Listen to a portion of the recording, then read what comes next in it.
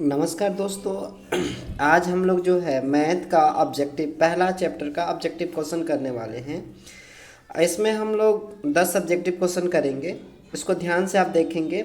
आपके इस तरीके से हम पहले चैप्टर का 100 ऑब्जेक्टिव क्वेश्चन आपको कराएंगे और ये आपको लगभग जो है 20 दिन के अंदर सारा ऑब्जेक्टिव मैथ के जितने भी आपके 15 चैप्टर है सबका ऑब्जेक्टिव हम क्वेश्चन कराएंगे। चलिए हम लोग पहला क्वेश्चन देखते हैं। देखिए क्वेश्चन दिया हुआ है 0 और 50 के बीच विषम संख्या कितनी है। तो 0 और 50 के बीच जो विषम संख्या होती है कितनी होती है ये देखना है। तो देखिए जब भी अगर विषम संख्या की बात करेगा तो यहाँ पर देखिए 0 से 50 के बीच बोला हुआ है तो आप क्या कर दीजिए, यहाँ पे सम संख्या दिया रहेगा तो 50/2 कर दीजिएगा। 25 दूना 50 यानी विषम संख्या कितनी होगी, 25 होगी। इसका राइट आंसर 25 होगा। चलिए हम लोग अगला क्वेश्चन हम लोग करते हैं। अगला क्वेश्चन ध्यान से देखिएगा। कह रहा है 5, 15 और 20 का लौसा और मौसा का अनुपात कितना होगा। तो देखिए इसका लौसा का मतलब क्या होता है, लौसा का मतलब इसका एचसीएफ। तो इसका एचसीएफ कितना होगा, तो 5, 15 और 20 का लौसा कितना होगा, तो 5 का और 15 का और 20 का। तो ये इसको अगर 5 से हम कटाते हैं तो 5 एकम 5 मानते हैं 15, 5 चौके 20 यानी 4 3 12 और 12 पचे 60। इसका 60 जो होगा क्या होगा आपका, 60 एलसीएम होगा 60। और इसका जो मौसा होगा, मौसा देखिए तो तीनों में कॉमन क्या है, तो 5 कॉमन है। तो 12 पचे 60 यानी 12:1 यानी इसका ऑप्शन नंबर डी इसका राइट आंसर होगा। चलिए हम लोग थर्ड नंबर क्वेश्चन करते हैं। थर्ड नंबर हमारा क्वेश्चन है इनमें से कौन सी परमेय संख्या नहीं है। अपरिमेय संख्या नहीं है। अपरिमेय संख्या नहीं इसका मतलब कि परिमेय है। परिमेय है यानी इसमें देखिए कि किसका किसका जो है वर्गमूल निकल जाएगा। तो 10 का तो वर्गमूल पूर्ण नहीं निकलेगा, 24 का नहीं निकलेगा, 35 का नहीं निकलेगा, लेकिन 1 से 21 का निकल जाएगा। इसका 1 से 21 का वर्गमूल कितना हो जाता है, 11 हो जाता है। 1 से 21 का कितना हो जाता है, 11 हो जाता है। तो ये पूर्ण वर्ग हो जाएगा। तो ऑप्शन नंबर इसका डी राइट आंसर हो जाएगा। चलिए हम लोग अगला नंबर क्वेश्चन करते हैं।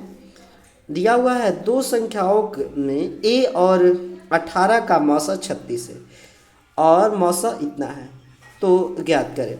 तो देखिए दो संख्या दिया है, एक संख्या दिया है a, एक संख्या दिया है 18। अब इसका लौसा कितना दिया है, लौसा। तो आप जानते हैं पहली संख्या गुणे दूसरी संख्या बराबर लौसा गुणे मौसा होता है, यानी लौसा 36 और ये गुणे 2। तो 18 दूने कितना हो जाएगा 36, 2 दूना 4। इसका राइट आंसर कितना हो जाएगा, सी ऑप्शन इसका राइट आंसर हो जाएगा।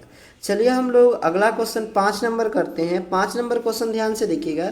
यदि p और q दो अभाज्य संख्या है तो इनका मौसा क्या होगा। दो अभाज्य संख्या है तो कोई भी दो अभाज्य संख्या, जैसे मान लीजिए 2 और 3 अभाज्य संख्या, इसका मौसा क्या होता है, इसका मौसा हमेशा जो होता है 1 होता है।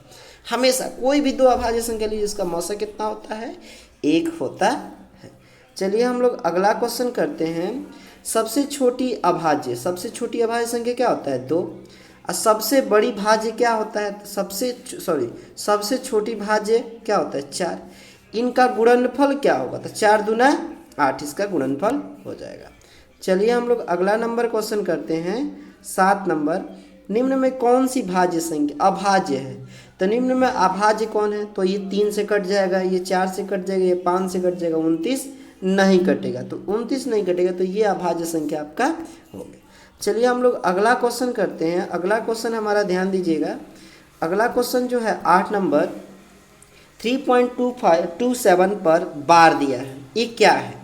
तो जब भी अगर बार वाला जो क्वेश्चन होगा वो हमेशा जो होता है वो एक प्रकार की परिमेय संख्या होता है। एक प्रकार का कैसा संख्या होता है, तो परिमेय संख्या। अगर कुछ भी रहे 3.2 पर रेकरिंग या 4.57 पर रेकरिंग वाला जो भी टर्म रहेगा वो एक क्या होगा, एक परिमेय संख्या होगा। ये बात समझ में आया। चलिए हम लोग 9 नंबर क्वेश्चन करते हैं। 9 नंबर क्वेश्चन देखिएगा। किसी पूर्णांक m के लिए सम संख्या रूप में होता है। तो सम संख्या किसे कहते हैं, वैसी संख्या जो 2 से पूर्णतः कट जाए, तो 2 से भाग लग जाए, 2 से भाग लग जाए यानी 2 का मल्टीपल हो। तो 2 का इसमें मल्टीपल देखिए तो कौन है, ये है, ये तो m है, m+2 है, तो मल्टीपल नहीं है 2 का। यहाँ पे 2 से मल्टीपल से 1 ज़्यादा है तो ये भी नहीं होगा, 2 के मल्टीपल से 1 कम ये भी नहीं होगा, 2 का मल्टीपल ये है। तो इसका ऑप्शन नंबर सी। याद रखिएगा सम संख्या का जो होता है, सम संख्या कोई भी सम संख्या किस फॉर्म में होती है, 2m के फॉर्म में होती है। अब विषम संख्या जो होती है 2m+1 1 के फॉर्म में होती है। ये बात समझ में आई। चलिए अगला हम लोग 10 नंबर जो क्वेश्चन करते हैं, 10 नंबर, निम्न में कौन सी अपरिमेय संख्या नहीं है। तो अपरिमेय संख्या नहीं यानी परिमेय होगा। परिमेय तो देखिए, तो 8 अठाई 64, ये 8 अठाई कितना हो जाएगा आपका 64 हो जाएगा।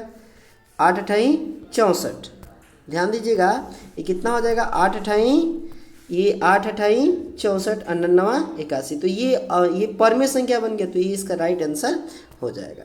ठीक।